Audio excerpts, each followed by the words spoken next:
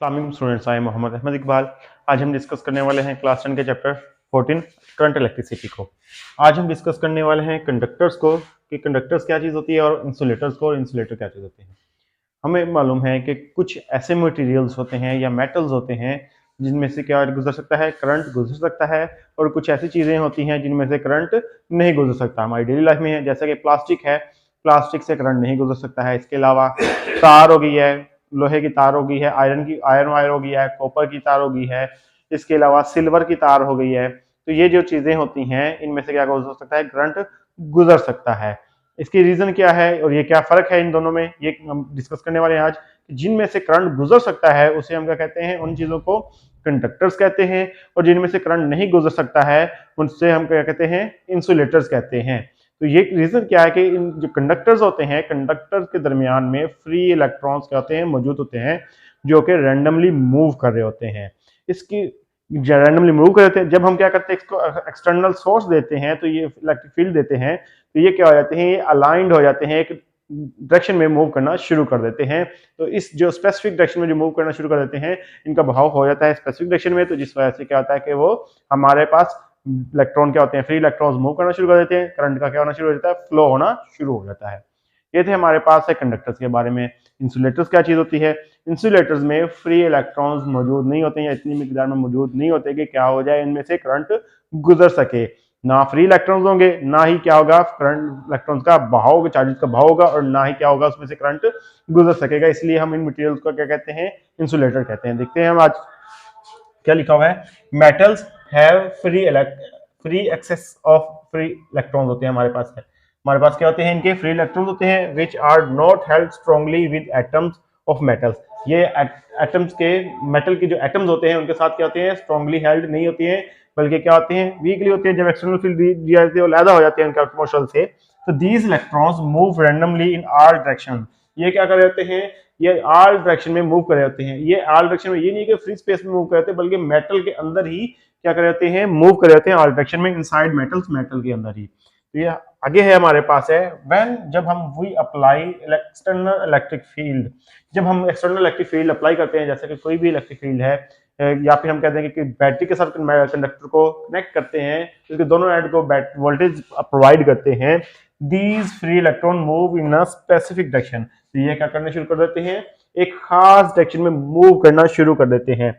This movement of free electrons in particular direction cause flow of current. जो free electron की जो movement है खास डायरेक्शन में, क्या वजह बनती है, करंट के फ्लो की वजह बनती है।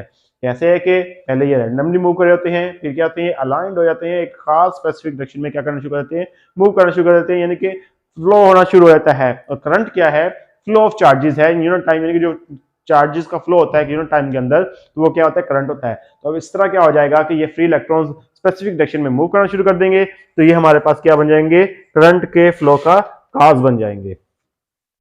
अब ये क्या होगा कि इसके ऊपर इफेक्ट भी होता है बहुत सारी चीजों का, जैसे कि हमने फैक्टर इफेक्टिंग होते हैं, जो कि हमने डिस्कस किया है। क्या था, लेंथ थी, एरिया था, इसके अलावा हमने प्रीवियस लेक्चर में क्या डिस्कस किया था कि इसका क्रॉस सेक्शन एरिया था, करंट थी, और साथ टेम्परेचर भी था कि जैसे टेम्परेचर इंक्रीज होता है तो इनकी जो काइनेटिक एनर्जी है फ्री इलेक्ट्रॉन्स की क्या हो जाती है, इंक्रीज हो जाती है। तो जिस वजह से ये ज्यादा रैंडमली मूव करना शुरू करते हैं, इनकी कोलिजन जो होती है एटम के साथ क्या हो जाती है, ज्यादा हो जाती है। तो ये फिर क्या बनती है, ऐसा रीजन क्या होती है, अलाइन होना, यानी कि एक खास डायरेक्शन में मूव करना बंद कर देती है। तो इस वजह से इनकी रेजिस्टेंस क्या हो जाती है, इंक्रीज हो जाती है। तो ये क्या होता है कि टेम्परेचर इंक्रीज करने से, इसी वजह से कंडक्टर की जो रेजिस्टेंस है वो भी इंक्रीज हो जाती है।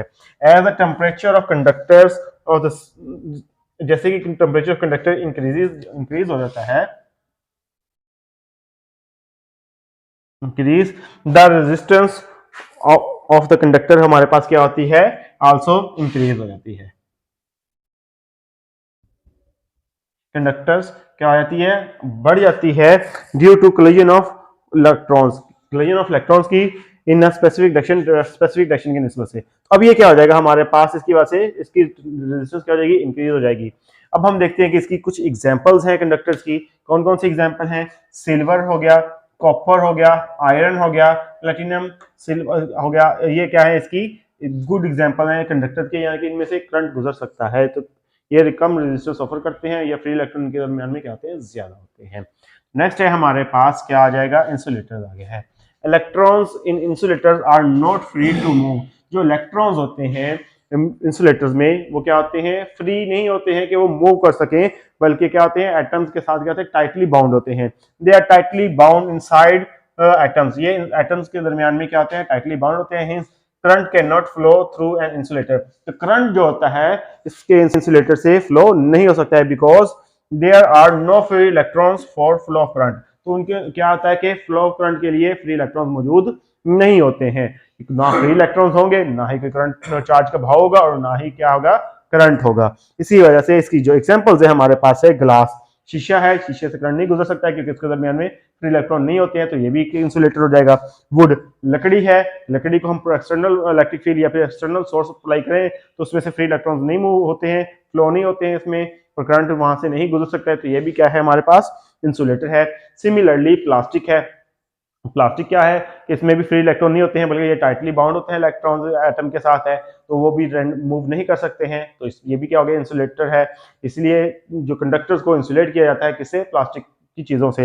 इसके बाद आ गया फर, आ गई है, फर में भी यही है, फ्री इलेक्ट्रॉन नहीं होते हैं।